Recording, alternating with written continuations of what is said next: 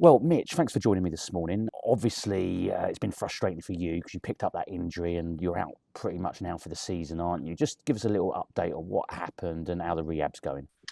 So yeah, unfortunately, it happened back in I think it was October when we played hashtag at home where we had our community day. Yeah, I took a goal kick out to Cisse in the second half, and we were getting quite a lot of joy getting out on that left hand side. And I was trying to put a bit of disguise on the ball by starting the ball on the right hand side of my box and sort of kicking it over to Cisse. But I think the hashtag right back knew what we were doing and progressively got higher up the pitch, which made Cisse get deeper. So I had to twist even more to kick the ball out to him. And yeah, unfortunately, after about 70 minutes, kicked the ball and felt a sharp pain in my knee.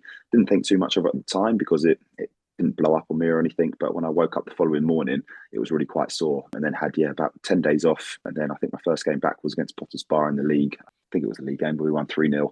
Played, another 6 games, absolutely fine. And then, Jar Lewis after about 10 minutes. And this time it felt really sore. And yes, unfortunately started to blow up on me in the game, but managed to get through the rest of the game. But yeah, unfortunately, that was my last game for Dover. And yeah, tried to do about 5-6 weeks worth of rehab. The rehab was going really well, felt really good and strong with it. And then, had 2 light sessions on with the gloves, absolutely fine, past everything that was sort of thrown at me. And then, my first full session back, unfortunately, within 15 minutes, it pretty much jarred again and still wasn't right and blew up on me once again. So went for a second scan. As the first time it came back a little bit inconclusive.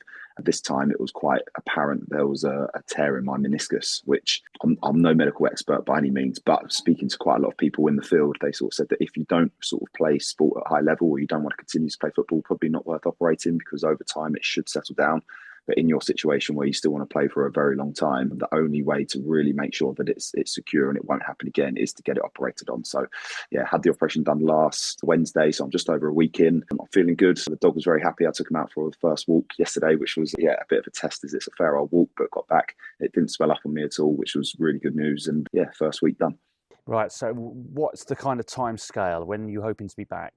I've been advised that you're looking, if everything goes really smoothly, about 10 weeks, which would take me kind of to the middle of April. And if it's kind of, if there's a few little hiccups, you could be looking at 12 weeks, but it's nowhere near as bad as what maybe I initially first thought. And as I said, compared to what I had done to my knee previously, it's a walk in the park so far. So really looking forward to knuckling down and quite fortunate that I've got some stuff indoors. I've got a little leg garden where I can kind of really crack on with my rehab and hopefully I'll be back sooner rather than later. Of course, there's a lot of unpacking to do since you last played in terms of what's happened. I mean, that hashtag game was a fantastic victory. I think it was 4-2 win, wasn't it? Very exciting game and great coverage from hashtag as well. I do like what they do. It's fantastic. 3 or 4 camera angles I think they had. It was like watching match of the day. But obviously the club at the time were fighting right at the top of the table. Obviously we're still up at the top of the table, but don't have that healthy lead. I know over December there was a chance to go 10 points clear, wasn't there, when we played Billericay. Obviously they hold us in,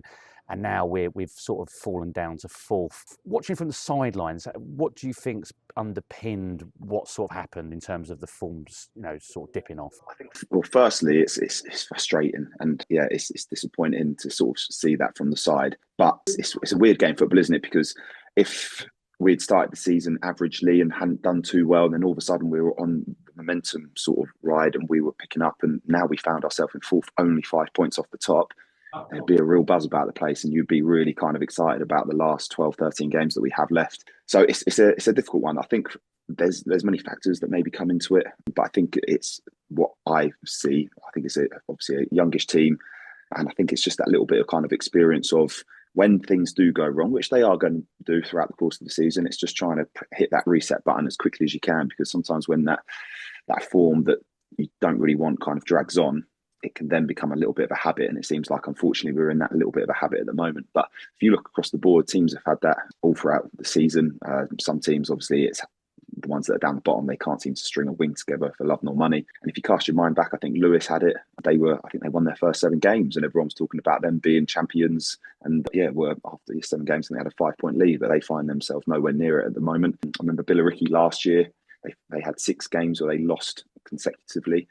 We haven't been that bad yet, but I think it's one of those where, being realistic, if we want to kind of get to where we would love to be, which is in and around the top of the league, the form does need to pick up.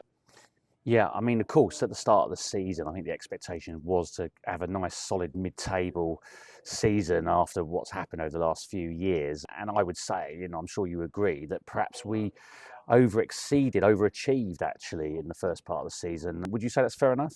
Yeah, definitely. I think at the moment we're kind of victims of our own success as a club. I think we slightly surprised ourselves within the group. I got a really good feeling. I remember doing an interview with you all the way back in the summer, and I had a good feeling about it. But if you would have said to me, would we have been top and potentially 7, 8, 10 points clear around Christmas time, I would have been lying if I would have said yes, just because I know how competitive the league is and how difficult it is and how many good players and teams there are. So yeah, as I said, it's been a little bit of a frustrating time, but I'm sure that the boys will bounce back. And yeah, as I said, I think it's just a case of just trying to get that momentum. When we were winning at the beginning of the season, it felt like a draw was a bad result. And at the moment, it feels as though if you do get a draw, it's kind of a point earned rather than 2 lost. Or sorry, 2 lost with a win. So yeah, it's just a case of just trying to get ourselves back on track, which I'm sure we will do. And whenever that win comes, that confidence will come, and it's just about putting in those sort of foundations just to get that stability back. And this sort of thing does happen a lot when you have a young group of players who, haven't been in and around the game at this level, for long. Obviously, when things are going well, it's great, but of course, momentum shifts so quickly, and when it feels like everything's going wrong, shots hit the bar, you miss open goals, shots go wide, that sort of stuff, and it almost it feels like the whole world's against you in those moments. But it's all about keeping calm, though, isn't it? Definitely, yeah, 100%. As I alluded to earlier, all teams go through it, and the ones that will finish near the top or the potentially champions at the end of the season will be the ones that get themselves out of that rut as quick as possible. Yeah, Dartford at the beginning of the season, I mean, if they continue how they have been in the recent 2 or 10 weeks or so, that no one's stopping them. That's out of the question. They all go and walk the league if they continue.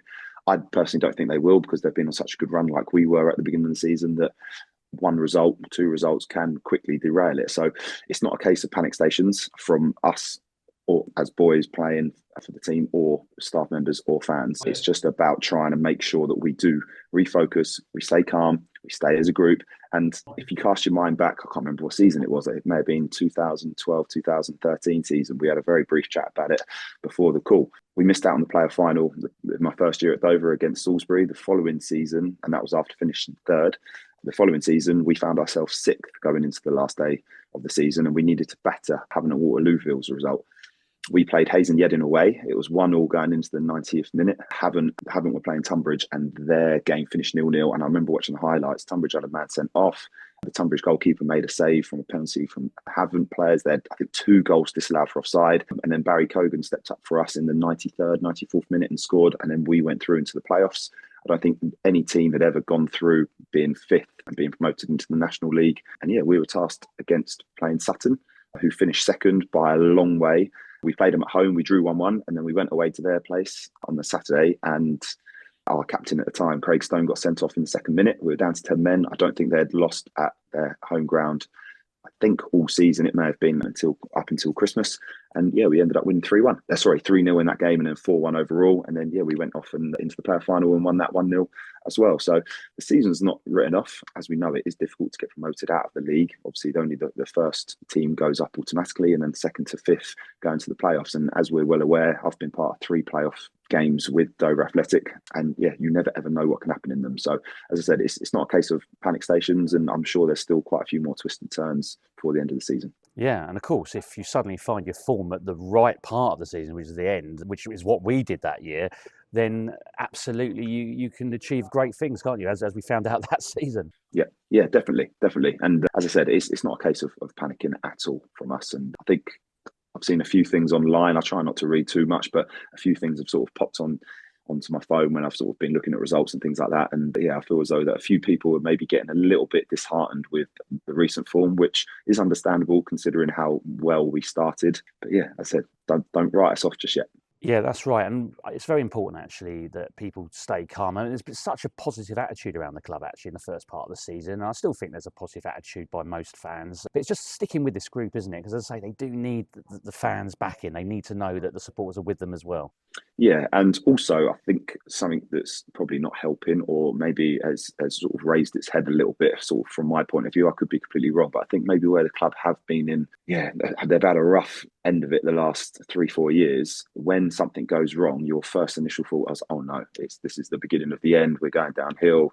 We're going to finish mid-table, and it's quite easy. I can see why people do fall into that mindset, but as I said, there's lots of ups and downs in football. That's why we love it. That's why we play it. That's why we go and pay our money to watch and support teams. And yeah, as I said, there are still a few more ups and downs for the end of the season, and I'm very, very confident with everything that the club's put together this year, from Jake and Mike putting the players and the work rate that goes into the sessions and the support that we have and the backing of the vast majority of the fans, that we'll have a good end of the season. Yeah, I mean, we were talking about it last night, weren't we, about Jake, for example. I mean, what a great job he's done to bring that young group of players together in such a short space of time. And as I say, we got to that cracking start. But sometimes you get the most emotional comments, don't you? And probably after defeat, where I think we both read, didn't we, that someone was suggesting that Jake should be sacked. I mean, that's sort of madness, isn't it? Because the job he's done is nothing short of miraculous. It is indeed. It is indeed. It's obviously Jake's first full season as a manager, and yeah, you speak to any of the boys, and they can't speak highly enough of him. And as I said to you, we're fourth. Yeah, if I would have said to all the Dover fans when I signed, right, we'll be fourth going into the last, I think it's 12 games of the season, we'll only be 5 points off the top. As I said, that's a good place to be. And all it takes is 2 games. If the teams above us, all the teams that have overtaken us at the moment, they are on an extraordinary run of games. As we were at the beginning of the season, they will have their hiccup, I'm sure of it, in those last 12 games. And we've just got to make sure that we put ourselves in a position to make sure that we capitalise on that if they do, or when they do slip up. Now we've been blessed with goals from Rubens, George, of course, and Baps. He keeps scoring, doesn't he, Baps? Fantastic to see. Obviously, goals dried up a little bit recently, but at any moment they can come back, can't it? I mean, once you start regaining your confidence up front, and we do have those goals, and that can, it's almost like flicking a switch sometimes, isn't it, in terms of confidence? It is, and unfortunately, when you were young, I went through it when I was young, your confidence is a little bit up and down. You have a good game, all of a sudden you feel as though that you're best player on the pitch. You have a game where you don't quite hit those heights, and all of a sudden you're questioning whether or not you belong in the team. It's not a very good place to be as a young, naive football player, and it's the caveat to the energy and the enthusiasm that you get with the young players is that sometimes the mental side of the game can take a little bit of a hit. But one thing that I absolutely love about the group of boys that we've got this year is the fact that because they've played higher up and because they've been down in the dumps and they've seen the real hard side of football, they've got a thick skin. And yeah, the form that we're going through at the moment, I said, it will be a little bit like water off a duck's back. And yeah, as I said, from my point of view, I really am not worried about the end of the season. I'm very, very confident that we'll be in and around that mix, and it's going to be a very exciting end of the season. Now, in terms of yourself, obviously you're not playing at the moment, but you're an experienced head. So I'm assuming that you're in and around the dressing room, you're there and you're helping the boys in every way that you possibly can. Yeah. I try not to talk too much because I think the boys are all in their own little world, which is great because they need to kind of get themselves ready for the games and training. But if I ever see anything that I kind of feel as though would be of input to the boys, I'll certainly go and speak to them about it. And yeah, as I said, we're very lucky. I've been in a lot of change rooms over the years, and normally you get 1 or 2 in there who maybe disrupt the pact, or the ones who you kind of question whether or not they're in it for the right reasons. I haven't had a single thought like that with any of the boys this year. And just finally, it'd be remiss of us not to mention Jordan, obviously, who's been fantastic deputising for you. What have you made of his performances? Yeah, I think Jordan's done well since he's been in. Obviously, it's difficult for him. He hasn't been playing much in his goalkeeping. He spent a long time at Millwall and then Barnet, where he didn't play regularly. And the most important thing as a goalkeeper, especially when you're young, is to get regular games because you learn so much in that time. And yeah, I'm sure that Jordan will be happy with the way he's performed. I've certainly been pleased with the way he's performed. With different goalkeepers, we've got different strengths and weaknesses. And it's great to see him in work and sort of slot into the team as well and as quickly as he has. And yeah, as I said, I'm confident that he'll continue to get better and better as the season goes on. And I'm wishing him well every single game. And yeah, I just hope that, as I said, results get back on track.